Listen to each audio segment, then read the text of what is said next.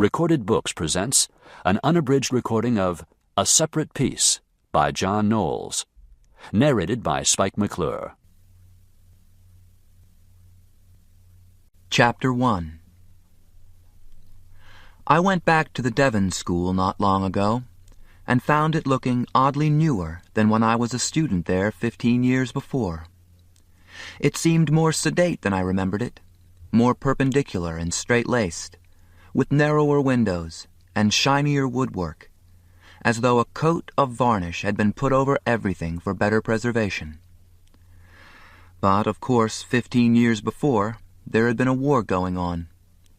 Perhaps the school wasn't as well kept up in those days. Perhaps varnish, along with everything else, had gone to war. I didn't entirely like this glossy new surface, because it made the school look like a museum, and that's exactly what it was to me, and what I didn't want it to be. In the deep, tacit way in which feeling becomes stronger than thought, I'd always felt that the Devon School came into existence the day I entered it, was vibrantly real while I was a student there, and then blinked out like a candle the day I left. Now here it was after all, preserved by some considerate hand with varnish and wax, preserved along with it, like stale air in an unopened room, was the well-known fear which surrounded and filled those days, so much of it that I hadn't even known it was there. Because unfamiliar with the absence of fear and what that was like, I'd not been able to identify its presence. Looking back now across 15 years, I could see with great clarity the fear I'd lived in, which must mean that in the interval I'd succeeded in a very important undertaking. I must have made my escape from it. I felt fear's echo, and along with that, I felt the unhinged, uncontrollable joy which had been its accompaniment and opposite face. Joy which had broken out sometimes in those days, like northern lights across black sky. There were a couple of places now which I wanted to see. Both were fearful sights, and that's why I wanted to see them. So, after lunch at the Devon Inn, I walked back toward the school. It was a raw, nondescript time of year, toward the end of November, the kind of wet, self-pitying November day when every speck of dirt stands out clearly. Devon, luckily, had very little of such weather. The icy clamp of winter, or the radiant New Hampshire summers, were more characteristic of it. But this day it blew wet, moody gusts all around me. I walked along Gilman Street, the best street in town. The houses were as handsome and as unusual as I remembered. Clever modernizations of old colonial manses, extensions in Victorian wood, capacious Greek Revival temples lined the street, as impressive and just as forbidding as ever. I'd rarely seen anyone go into one of them, or anyone playing on a lawn, or even an open window.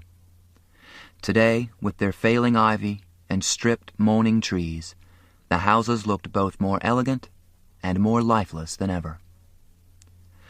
Like all old good schools, Devon didn't stand isolated behind walls and gates, but emerged naturally from the town which had produced it. So there was no sudden moment of encounter as I approached it. The houses along Gilman Street began to look more defensive, which meant that I was near the school, then more exhausted, which meant that I was in it. It was early afternoon, and the grounds and buildings were deserted, since everyone was at sports. There was nothing to distract me as I made my way across a wide yard, called the Far Commons, and up to a building as red brick and balanced as the other major buildings, but with a large cupola and a bell and a clock and Latin over the doorway. The First Academy Building. In through swinging doors, I reached a marble foyer and stopped at the foot of a long white marble flight of stairs. Although they were old stairs, the worn moons in the middle of each step were not very deep. The marble must be unusually hard. That seemed very likely, only too likely, although with all my thought about these stairs, this exceptional hardness hadn't occurred to me. It was surprising that I had overlooked that crucial fact. There was nothing else to notice. They, of course, were the same stairs I had walked up and down at least once every day of my Devon life. They were the same as ever. And I? Well, I naturally felt older. I began at that point the emotional examination to note how far my convalescence had gone. I was taller, bigger generally in relation to these stairs. I had more money and success and security than in the days when specters seemed to go up and down them with me. I turned away and went back outside. The far common was still empty, and I walked alone down the wide gravel paths among those most Republican, bankerish of trees, New England elms, toward the far side of the school. Devon is sometimes considered the most beautiful school in New England, and even on this dismal afternoon its power was asserted. It's the beauty of small areas of order, a large yard, a group of trees, 3 similar dormitories, a circle of old houses, living together in contentious harmony. You felt that an argument might begin again any time. In fact, it had. Out of the dean's residence, a pure and authentic colonial house, there now sprouted an L with a big bare picture window. Some day the dean would probably live entirely encased in a house of glass and be happy as a sandpiper.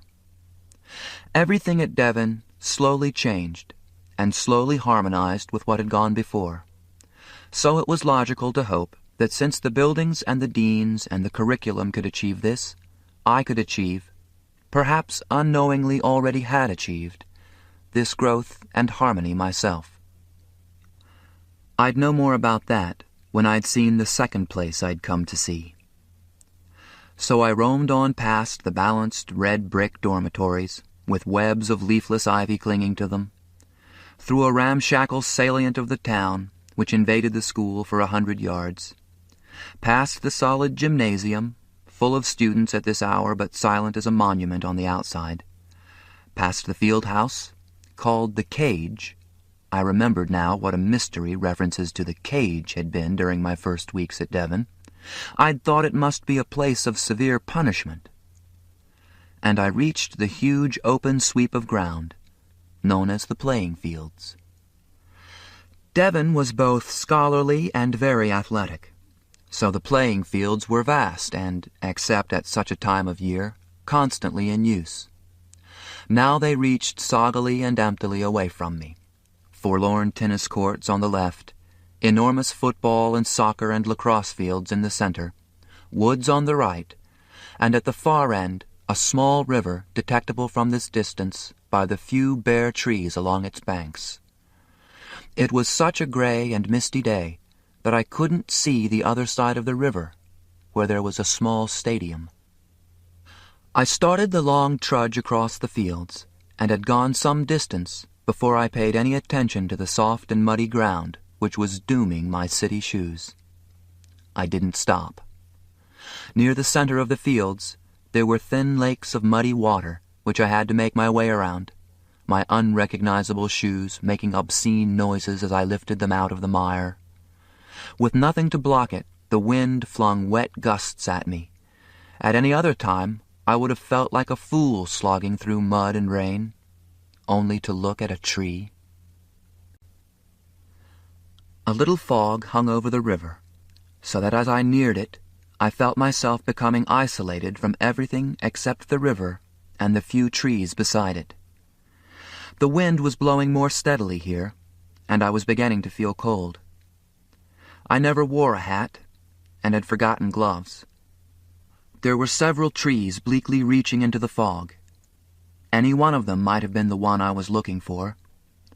Unbelievable that there were other trees which looked like it here. It had loomed in my memory as a huge, lone spike dominating the riverbank, forbidding as an artillery piece, high as the beanstalk.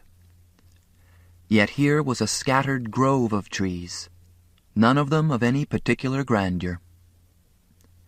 Moving through the soaked, coarse grass, I began to examine each one closely, and finally identified the tree I was looking for by means of certain small scars rising along its trunk, and by a limb extending over the river, and another thinner limb growing near it.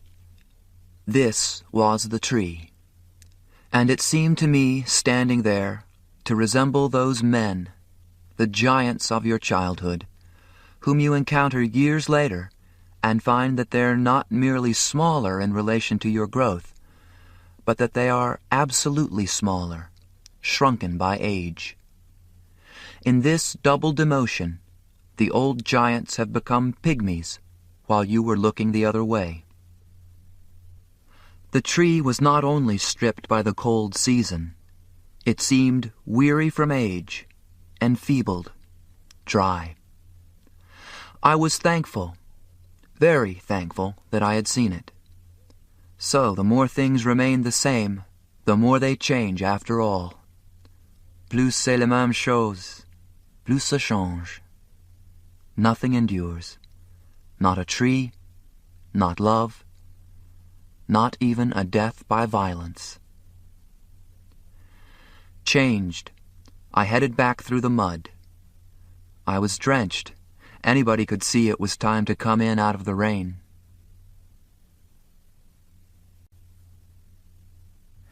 The tree was tremendous, an irate, steely black steeple beside the river. I was damned if I'd climb it. The hell with it. No one but Phineas could think up such a crazy idea. He, of course, saw nothing the slightest bit intimidating about it. He wouldn't, or wouldn't admit it if he did. Not Phineas. "What I like best about this tree," he said in that voice of his, the equivalent in sound of a hypnotist's eyes, "what I like is that it's such a cinch." He opened his green eyes wider and gave us his maniac look, and only the smirk on his wide mouth, with its droll, slightly protruding upper lip, reassured us that he wasn't completely goofy. "Is that what you like best?" I said sarcastically. I said a lot of things sarcastically that summer. That was my sarcastic summer, 1942. Yeah," he said.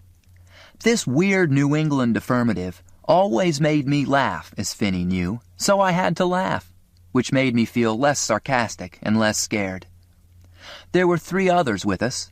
Phineas, in those days, almost always moved in groups the size of a hockey team, and they stood with me, looking with masked apprehension from him to the tree. Its soaring black trunk was set with rough wooden pegs, leading up to a substantial limb which extended farther toward the water. Standing on this limb, you could, by a prodigious effort, jump far enough out into the river for safety. So we had heard. At least the 17-year-old bunch could do it. But they had a crucial year's advantage over us. No upper middler, which was the name for our class in the Devon school, had ever tried. Naturally, Finney was going to be the first to try. And just as naturally, he was going to inveigle others, us, into trying it with him. We weren't even upper middler exactly, for this was the summer session, just established to keep up with the pace of the war. We were in shaky transit that summer, from the groveling status of lower middlers to the near respectability of upper middlers.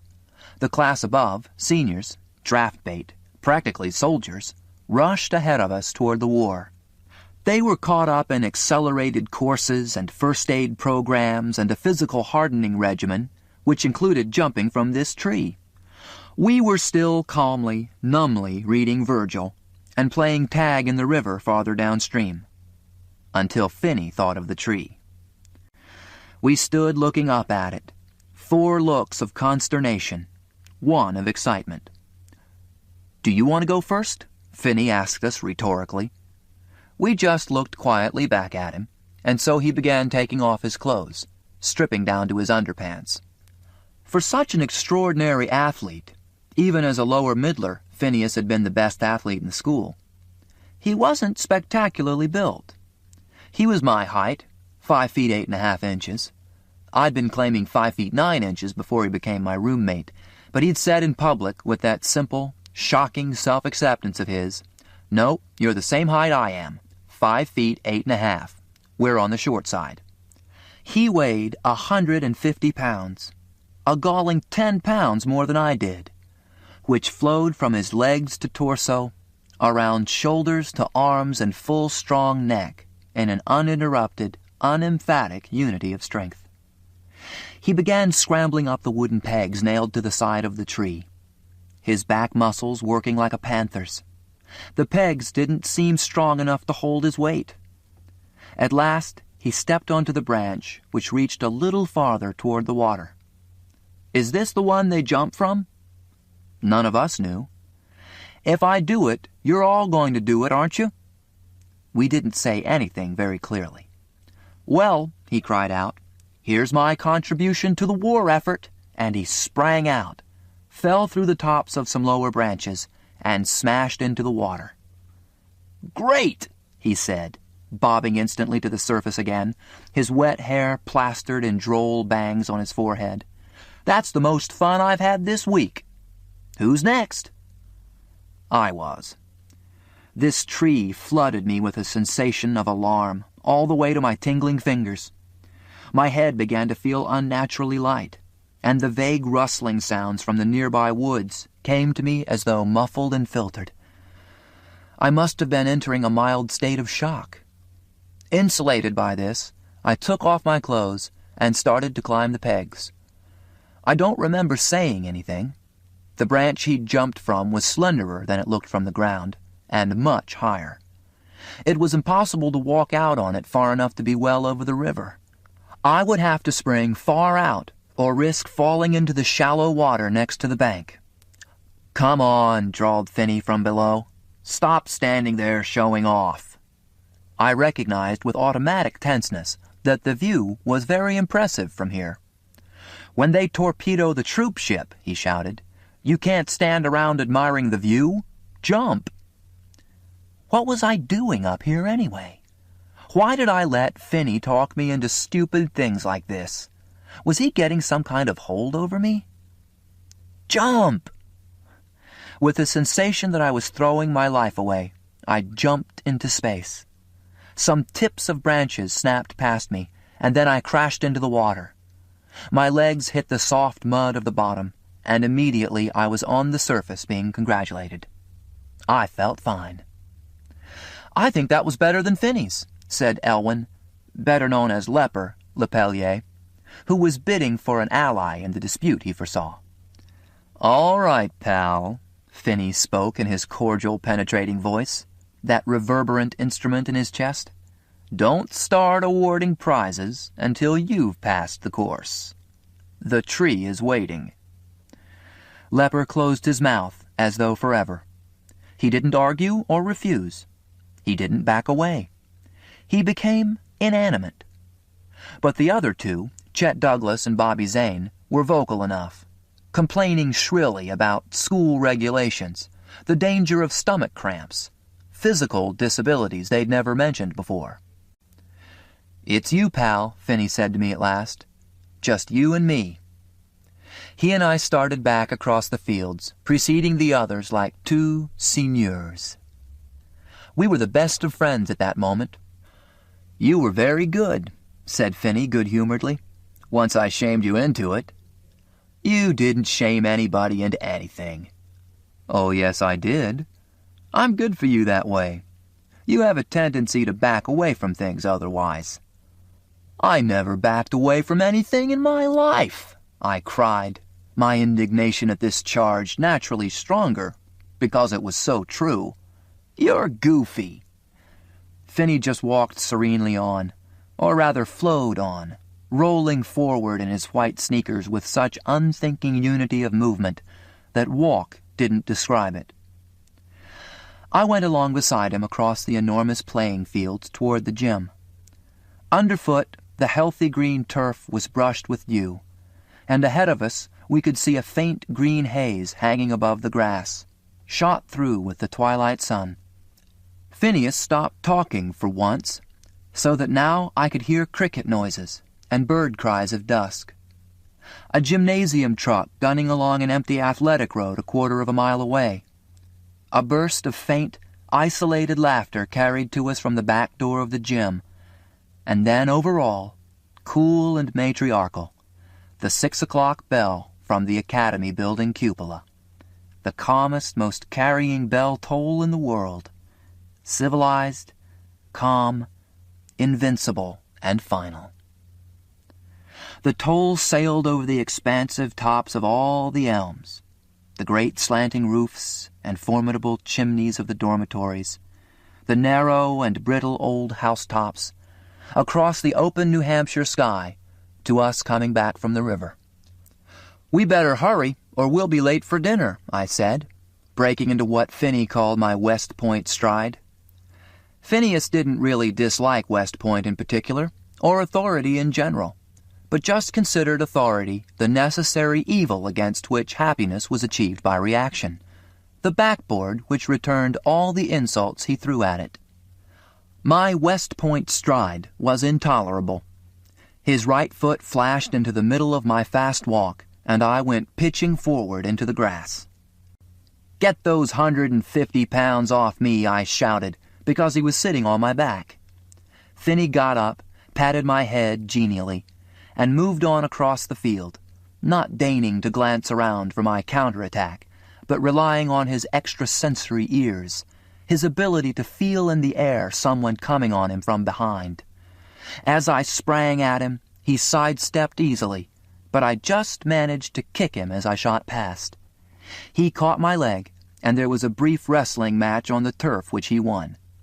"Better hurry," he said, "or they'll put you in the guardhouse." We were walking again faster. Bobby and Lepper and Chet were urging us from ahead, for God's sake, to hurry up. And then Finney trapped me again in his strongest trap. That is, I suddenly became his collaborator. As we walked rapidly along, I abruptly resented the bell and my West Point stride and hurrying and conforming. Finney was right, and there was only one way to show him this. I threw my hip against his, catching him by surprise, and he was instantly down, definitely pleased. This was why he liked me so much. When I jumped on top of him, my knees on his chest, he couldn't ask for anything better. We struggled in some equality for a while, and then when we were sure we were too late for dinner, we broke off. He and I passed the gym and came on toward the first group of dormitories, which were dark and silent. There were only 200 of us at Devon in the summer, not enough to fill most of the school. We passed the sprawling headmaster's house, empty. He was doing something for the government in Washington. Past the chapel, empty again, used only for a short time in the mornings. Past the first Academy building, where there were some dim lights shining from a few of its many windows, masters at work in their classrooms there. Down a short slope into the broad and well-clipped common, on which light fell from the big surrounding Georgian buildings. A dozen boys were loafing there on the grass after dinner, and a kitchen rattle from the wing of one of the buildings accompanied their talk. The sky was darkening steadily, which brought up the lights in the dormitories and the old houses. A loud phonograph a long way off played "Don't Sit Under the Apple Tree," rejected that, and played "They're Either Too Young or Too Old," grew more ambitious with the Warsaw Concerto, mellower with the Nutcracker Suite, and then stopped. Finney and I went to our room. Under the yellow study lights, we read our Hardy assignments. I was halfway through Tess of the D'Urbervilles. He carried on his baffled struggle with Far from the Madding Crowd, amused that there should be people named Gabriel Oak and Bathsheba Everdeen. Our illegal radio, turned too low to be intelligible, was broadcasting the news. Outside, there was a rustling early summer movement of the wind.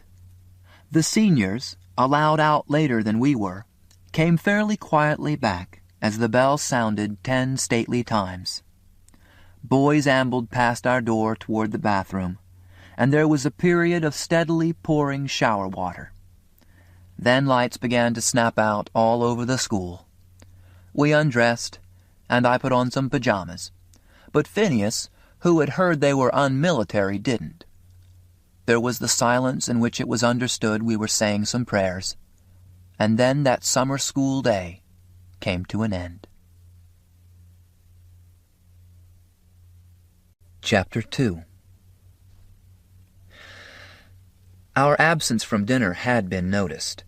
The following morning, the clean-washed shine of summer mornings in the North Country, Mr. Prudhomme stopped at our door. He was broad-shouldered, grave, and he wore a gray business suit. He didn't have the careless, almost British look of most of the Devon masters, because he was a substitute for the summer. He enforced such rules as he knew. Missing dinner was one of them. We had been swimming at the river, Finney explained. Then there had been the wrestling match. Then there was that sunset that anybody would want to watch. Then there had been several friends we had to see on business. He rambled on, his voice soaring and plunging in its vibrant sound box, his eyes now and then widening to fire a flash of green across the room. Standing in the shadows, with the bright window behind him, he blazed with sunburned health. As Mr. Prudhomme looked at him and listened to the scatterbrained eloquence of his explanation, he could be seen rapidly losing his grip on sternness. "If you hadn't already missed 9 meals in the last 2 weeks, he broke in. But Finney pressed his advantage, not because he wanted to be forgiven for missing the meal. That didn't interest him at all. He might have rather enjoyed the punishment if it was done in some novel and unknown way. He pressed his advantage because he saw that Mr. Prudhomme was pleased, won over in spite of himself. The master was slipping from his official position momentarily, and it was just possible, if Phineas pressed hard enough, that there might be a flow of simple, unregulated friendliness between them, and such flows were one of Finney's reasons for living. "The real reason, sir, was that we just had to jump out of that tree. You know that tree." I knew, Mr. Prudhomme must have known, Finney knew if he stopped to think, that jumping out of the tree was even more forbidden than missing a meal. "We had to do that, naturally," he went on, "because we're all getting ready for the war. What if they lower the draft age to 17? Jean and I are both going to be 17 at the end of the summer, which is a very convenient time since it's the start of the academic year and there's never any doubt about which class we should be in. Leper Lepellier is already 17, and if I'm not mistaken, he'll be draftable before the end of this next academic year, and so conceivably he ought to have been in the class ahead. He ought to have been a senior now, if you see what I mean, so that he would have been graduated and been all set to be drafted. But we're all right. Jean and I are perfectly all right. There isn't any question that we are conforming in every possible way to everything that's happening and everything that's going to happen. It's all a question of birthdays, unless you want to be more specific and look at it from the sexual point of view, which I never cared to do myself, since it's a question of my mother and my father, and I never felt I wanted to think about their sexual lives too much. Everything he said was true and sincere. Finney always said what he happened to be thinking, and if this stunned people, then he was surprised. Mr. Prudhomme released his breath with a sort of amazed laugh, stared at Finney for a while, and that was all there was to it. This was the way the masters tended to treat us that summer. They seemed to be modifying their usual attitude of floating chronic disapproval. During the winter, most of them regarded anything unexpected in a student with suspicion, seeming to feel that anything we said or did was potentially illegal. Now, on these clear June days in New Hampshire, they appeared to uncoil. They seemed to believe that we were with them about half the time, and only spent the other half trying to make fools of them. A streak of tolerance was detectable. Finney decided that they were beginning to show commendable signs of maturity. It was partly his doing. The Devon faculty had never before experienced a student who combined a calm ignorance of the rules with a winning urge to be good, who seemed to love the school truly and deeply, and never more than when he was breaking the regulations. A model boy who was most comfortable in the truant's corner. The faculty threw up its hands over Phineas, and so loosened its grip on all of us. But there was another reason. I think we reminded them of what peace was like, we boys of 16. We were registered with no draft board. We had taken no physical examinations. No one had ever tested us for hernia or color blindness. Trick knees and punctured eardrums were minor complaints and not yet disabilities which would separate a few from the fate of the rest. We were careless and wild, and I suppose we could be thought of as a sign of the life the war was being fought to preserve. Anyway, they were more indulgent toward us than at any other time. They snapped at the heels of the seniors, driving and molding and arming them for the war. They noticed our games tolerantly.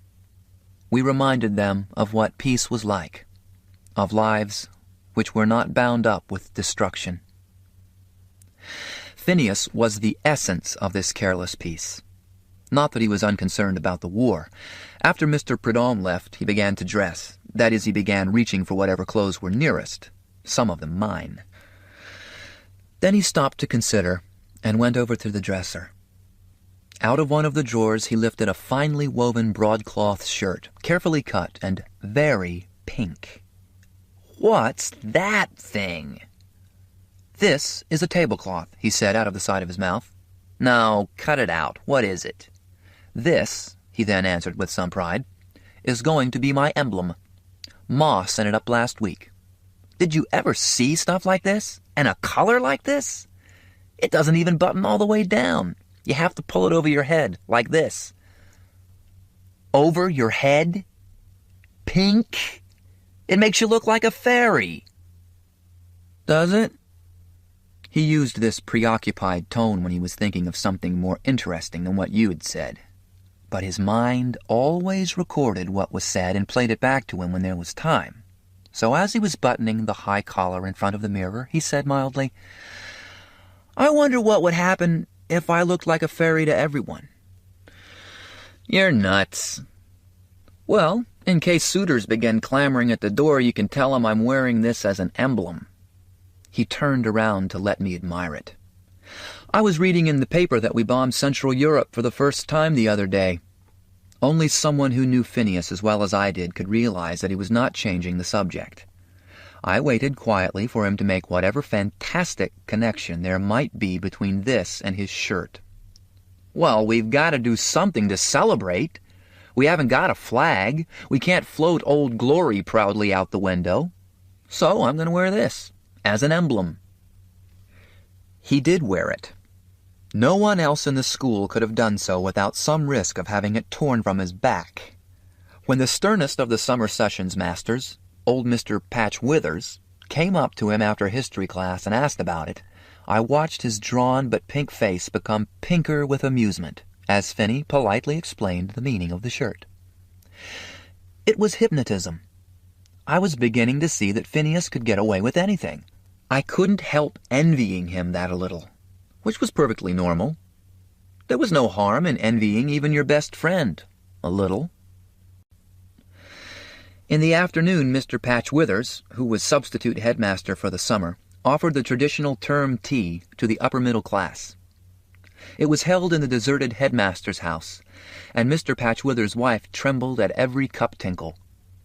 We were in a kind of sun porch and conservatory combined, spacious and damp, and without many plants. Those there were had large, non-flowering stalks, with big, barbaric leaves. The chocolate-brown wicker furniture shot out menacing twigs, and 3 dozen of us stood tensely teetering our cups amid the wicker and leaves, trying not to sound as inane in our conversation with the 4 present masters and their wives as they sounded to us. Phineas had soaked and brushed his hair for the occasion. This gave his head a sleek look, which was contradicted by the surprised, honest expression which he wore on his face. His ears, I had never noticed before, were fairly small and set close to his head, and combined with his plastered hair, they now gave his bold nose and cheekbones the sharp look of a prow. He alone talked easily. He discussed the bombing of Central Europe. No one else happened to have seen the story, and since Phineas could not recall exactly what target in which country had been hit, or whether it was the American, British, or even Russian Air Force which had hit it, or what day he read it in which newspaper, the discussion was one-sided. That didn't matter. It was the event which counted. But after a while, Finney felt he should carry the discussion to others. "I think we ought to bomb the daylights out of them as long as we don't hit any women or children or old people, don't you?" he was saying to Mrs. Patchwithers, perched nervously behind her urn. "Or hospitals," he went on. "And naturally no schools. Or churches." "We must also be careful about works of art," she put in, "if they are of permanent value." "A lot of nonsense," Mr. Patchwithers grumbled with a flushed face. "How do you expect our boys to be as precise as that thousands of feet up with bombs weighing tons? Look at what the Germans did to Amsterdam. Look at what they did to Coventry." "The Germans aren't the Central Europeans, dear," his wife said very gently. He didn't like being brought up short, but he seemed to be just able to bear it from his wife. After a temperamental pause, he said gruffly, "There isn't any permanent art in Central Europe anyway." Finney was enjoying this. He unbuttoned his seersucker jacket as though he needed greater body freedom for the discussion. Mrs. Patchwithers' glance then happened to fall on his belt. In a tentative voice, she said, "Isn't that our—" Her husband looked. I panicked. In his haste that morning, Finney had not unexpectedly used a tie for a belt. But this morning, the first tie at hand had been the Devon school tie. This time he wasn't going to get away with it. I could feel myself becoming unexpectedly excited at that. Mr. Patchwithers' face was reaching a brilliant shade, and his wife's head fell as though before the guillotine. Even Finney seemed to color a little, unless it was the reflection from his pink shirt. But his expression was composed, and he said in his resonant voice, "I wore this, you see, because it goes with the shirt, and it all ties in together. I didn't mean that to be a pun. I don't think they're very funny, especially in polite company. Do you? It all ties in together with what we've been talking about, this bombing in Central Europe. Because when you come right down to it, the school is involved in everything that happens in the war. It's all the same war and the same world, and I think Devon ought to be included. I don't know whether you think the way I do on that." Mr. Patchwithers' face had been shifting expressions and changing colors continuously, and now it settled into fixed surprise. "I've never heard anything so illogical as that in my life." He didn't sound very indignant, though. "That's probably the strangest tribute this school has had in 160 years. He seemed pleased or amused in some unknown corner of his mind. Phineas was going to get away with even this. His eyes gave their wider, magical gleam, and his voice continued on a more compelling level. Although I have to admit I didn't think of that when I put it on this morning. He smiled pleasantly after supplying this interesting additional information. Mr. Patchwithers settled into a hearty silence at this, and so Finney added, "I'm glad I put on something for a belt. I certainly would hate the embarrassment of having my pants fall down at the headmaster's tea. Of course he isn't here, but it would be just as embarrassing in front of you and Mrs. Patchwithers." And he smiled politely down at her. Mr. Patchwithers' laughter surprised us all, including himself. His face, whose shades we had often labeled, now achieved a new one. Phineas was very happy. Sour and stern Mr. Patchwithers had been given a good laugh for once, and he had done it. He broke into the charmed, thoughtless grin of a man fulfilled. He had gotten away with everything. I felt a sudden stab of disappointment. That was because I just wanted to see some more excitement. That must have been it. We left the party, both of us feeling fine. I laughed along with Finney, my best friend, and also unique, able to get away with anything at all. And not because he was a conniver either, I was sure of that. He got away with everything because of the extraordinary kind of person he was. It was quite a compliment to me, as a matter of fact, to have such a person choose me for his best friend. Finney never left anything alone. Not when it was well enough. Not when it was perfect.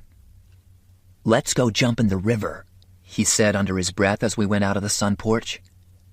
He forced compliance by leaning against me as we walked along, changing my direction, like a police car squeezing me to the side of the road. he directed me unwillingly toward the gym and the river. "We need to clear our heads of that party," he said. "All that talk." Yeah, it sure was boring. Who did most of the talking, anyway? Finney concentrated. Mr. Patch Withers was pretty gassy, and his wife, and... Yeah, and... Turning a look of mock shock on me. "You don't mean to infer that I talk too much?" Returning with interest his gaping shock. "You talk too much? How can you accuse me of accusing you of that?" As I said, this was my sarcastic summer. It was only long after that I recognized sarcasm as the protest of people who are weak. We walked along through the shining afternoon to the river. "I don't really believe we bombed Central Europe. Do you?" said Finney thoughtfully. The dormitories we passed were massive and almost anonymous behind their thick layers of ivy. Big, old-looking leaves you would have thought stayed there winter and summer, permanent hanging gardens in New Hampshire. Between the buildings, elms curved so high you ceased to remember their height until you looked above the familiar trunks and the lowest umbrellas of leaves, and took in the lofty complex they held high above. Branches and branches of branches, a world of branches with an infinity of leaves. They too seemed permanent and never changing, an untouched, unreachable world high in space, like the ornamental towers and spires of a great church, too high to be enjoyed, too high for anything, great and remote and never useful. "No, I don't think I believe it either," I answered. Far ahead of us, 4 boys looking like white flags on the endless green playing fields crossed toward the tennis courts. To the right of them, the gym meditated behind its gray walls, the high, wide, oval-topped windows shining back at the sun. Beyond the gym and the fields began the woods, the Devon School's woods, which in my imagination were the beginning of the great northern forests. I thought that from the Devon woods, trees reached in an unbroken, widening corridor so far to the north that no one had ever seen the other end, somewhere up in the far unorganized tips of Canada. We seemed to be playing on the tame fringe of the last and greatest wilderness. I never found out whether this is so, and perhaps it is. Bombs in Central Europe were completely unreal to us here, not because we couldn't imagine it. 1,000 newspaper photographs and newsreels had given us a pretty accurate idea of such a sight, but because our place here was too fair for us to accept something like that. We spent that summer in complete selfishness, I'm happy to say. The people in the world who could be selfish in the summer of 1942 were a small band, and I'm glad we took advantage of it. "The first person who says anything unpleasant will get a swift kick in the ass," said Finney reflectively as we came to the river. "All right. Are you still afraid to jump out of that tree?" "There's something unpleasant about that question, isn't there?" "That question? No, of course not. It depends on how you answer it." "Afraid to jump out of that tree? I expect it'll be a very pleasant jump." After we had swum around in the water for a while, Finney said, "Will you do me the pleasure of jumping out of that tree first?" "My pleasure." Rigid, I began climbing the rungs, slightly reassured by having Finney right behind me. "We'll jump together to cement our partnership," he said. "We'll form a suicide society, and the membership requirement is 1 jump out of this tree." "A suicide society," I said stiffly. "The Suicide Society of the summer session." "Good! The Super Suicide Society of the summer session. How's that?" "That's fine. That's okay." We were standing on a limb, I a little farther out than Finney. I turned to say something else, some stalling remark, something to delay even a few seconds more, and then I realized that in turning I had begun to lose my balance. There was a moment of total, impersonal panic, and then Finney's hand shot out and grabbed my arm. And with my balance restored, the panic immediately disappeared. I turned back toward the river moved a few more steps along the limb, sprang far out, and fell into the deep water. Finney also made a good jump, and the Super Suicide Society of the summer session was officially established. It was only after dinner, when I was on my way alone to the library, that the full danger I had brushed on the limb shook me again. If Finney hadn't come up right behind me, if he hadn't been there, I could have fallen on the bank and broken my back. If I had fallen awkwardly enough, I could have been killed. Finney had practically saved my life. Chapter 3. Yes, he had practically saved my life. He'd also practically lost it for me. I wouldn't have been on that damn limb except for him. I wouldn't have turned around and so lost my balance if he hadn't been there. I didn't need to feel any tremendous rush of gratitude toward Phineas. The Super Suicide Society of the summer session was a success from the start. That night, Finney began to talk abstractedly about it, as though it were a venerable, entrenched institution of the Devon school. The half-dozen friends who were there in our room listening began to bring up small questions on details without ever quite saying that they had never heard of such a club. Schools are supposed to be catacombed with secret societies and underground brotherhoods, and as far as they knew, here was one which had just come to the surface. They signed up as trainees on the spot. We began to meet every night to initiate them. The charter members, he and I, had to open every meeting by jumping ourselves. This was the first of the many rules which Finney created without notice during the summer. I hated it. I never got inured to the jumping. At every meeting the limb seemed higher, thinner, the deeper water harder to reach. Every time, when I got myself into position to jump, I felt a flash of disbelief that I was doing anything so perilous. But I always jumped. Otherwise I would have lost face with Phineas, and that would have been unthinkable. We met every night, because Finney's life was ruled by inspiration and anarchy, and so he prized a set of rules. His own, not those imposed on him by other people, such as the faculty of the Devon School. The Super Suicide Society of the summer session was a club. Clubs, by definition, met regularly. We met every night. Nothing could be more regular than that. To meet once a week seemed to him much less regular, entirely too haphazard, bordering on carelessness. I went along. I never missed a meeting. At that time it never would have occurred to me to say, "I don't feel like it tonight," which was the plain truth, every night. I was subject to the dictates of my mind, which gave me the maneuverability of a straitjacket. "We're off, pal," Finney would call out, and acting against every instinct of my nature, I went without a thought of protest. As we drifted on through the summer, with this one inflexible appointment every day, classes could be cut, meals missed, chapel skipped, I noticed something about Finney's own mind which was such an opposite from mine. It wasn't completely unleashed after all. I noticed that he did abide by certain rules, which he seemed to cast in the form of commandments. Never say you were 5'9" when you were 5'8½ was the first one I encountered. Another was, always say some prayers at night, because it might turn out that there is a God. But the one which had the most urgent influence in his life was, you always win at sports. This "you" was collective. Everyone always won at sports. When you played a game, you won, in the same way as when you sat down to a meal, you ate it.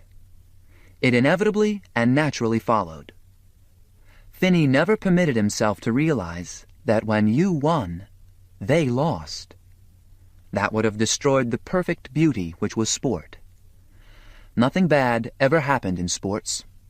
They were the absolute good. He was disgusted with that summer's athletic program. A little tennis, some swimming, clumsy softball games, badminton. Badminton, he exploded the day it entered the schedule. He said nothing else, but the shocked, outraged, despairing note of anguish in the word said all the rest. Badminton. At least it's not as bad as the seniors, I said, handing him the fragile racket and the fey shuttlecock. They're doing calisthenics. What are they trying to do? He swatted the shuttlecock the length of the locker room. Destroy us? Humor infiltrated the outrage in his voice, which meant that he was thinking of a way out. We went outside into the cordial afternoon sunshine. The playing fields were optimistically green and empty before us. The tennis courts were full. The softball diamond was busy. A pattern of badminton nets swayed sensually in the breeze. Finney eyed them with quiet astonishment. Far down the fields toward the river, there was a wooden tower about 10 feet high, where the instructor stood to direct the senior calisthenics. It was empty now. The seniors had been trotted off to the improvised obstacle course in the woods, or to have their blood pressure taken again, or to undergo an insidious exercise in the cage, which consisted in stepping up on a box and down again in rapid rhythm for 5 minutes. They were off somewhere, shaping up for the war. All of the fields were ours. Finney began to walk slowly in the direction of the tower. Perhaps he was thinking that we might carry it the rest of the way to the river and throw it in. Perhaps he was just interested in looking at it, as he was in everything. Whatever he thought, he forgot it when we reached the tower. Beside it, someone had left a large and heavy leather-covered ball. A medicine ball. He picked it up. Now this, you see, is everything in the world you need for sports. When they discovered the circle, they created sports. As for this thing, embracing the medicine ball in his left arm, he held up the shuttlecock, contaminated, in his outstretched right.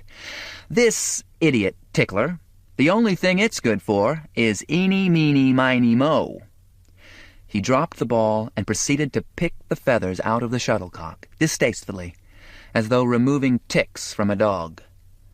The remaining rubber plug he then threw out of sight down the field, with a single lunge ending in a powerful downward thrust of his wrist.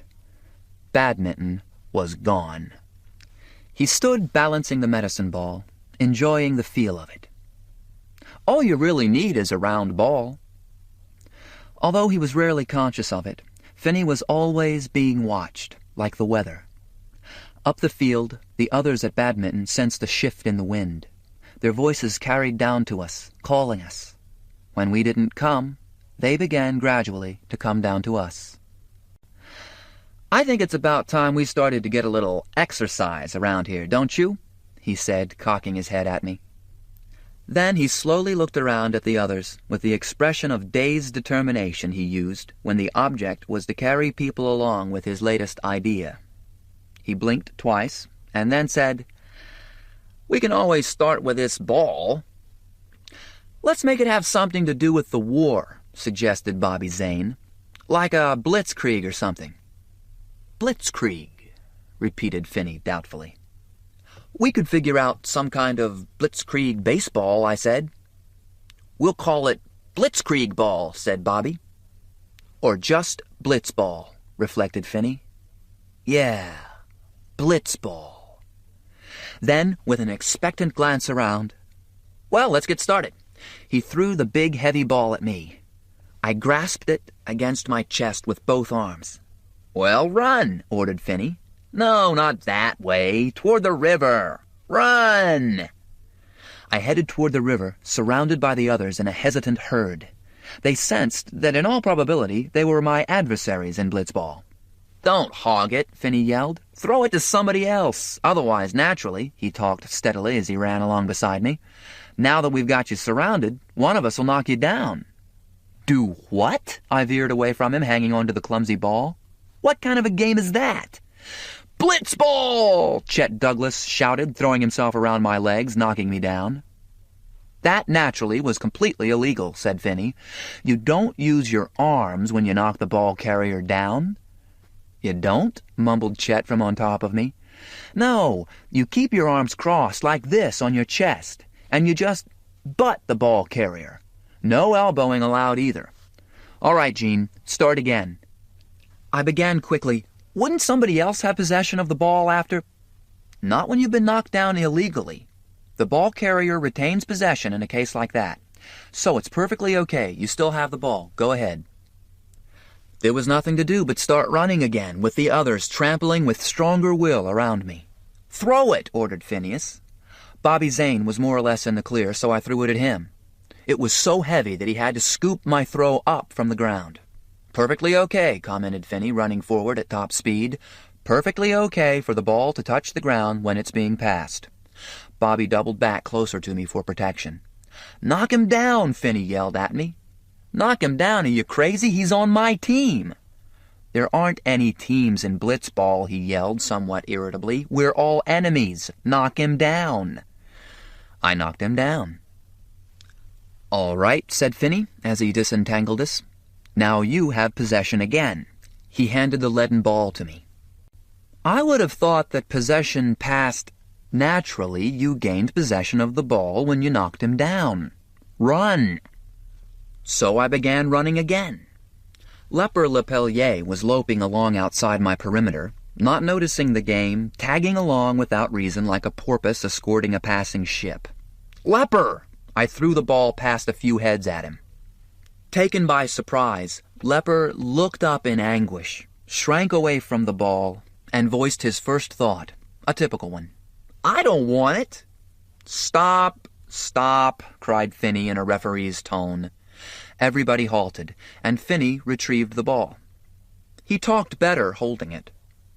Now, Leper has just brought out a really important fine point of the game. The receiver can refuse a pass if he happens to choose to. Since we're all enemies, we can and will turn on each other all the time. We call that the Lepellier refusal.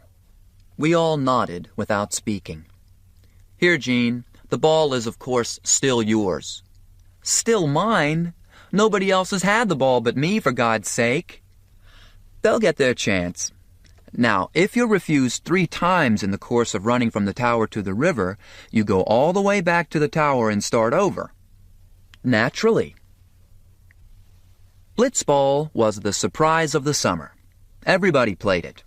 I believe a form of it is still popular at Devon, but nobody can be playing it as it was played by Phineas. He had unconsciously invented a game which brought his own athletic gifts to their highest pitch. The odds were tremendously against the ball carrier, so that Phineas was driven to exceed himself practically every day when he carried the ball. To escape the wolf pack which all the other players became, he created reverses and deceptions and acts of sheer mass hypnotism which were so extraordinary that they surprised even him. After some of these plays, I would notice him chuckling quietly to himself in a kind of happy disbelief. In such a non-stop game, he also had the natural advantage of a flow of energy which I never saw interrupted. I never saw him tired, never really winded, never overcharged, and never restless. At dawn, all day long, and at midnight, Phineas always had a steady and formidable flow of usable energy. Right from the start, it was clear that no one had ever been better adapted to a sport than Finney was to blitzball. I saw that right away. Why not? He'd made it up, hadn't he? It needn't be surprising that he was sensationally good at it and that the rest of us were more or less bumblers in our different ways.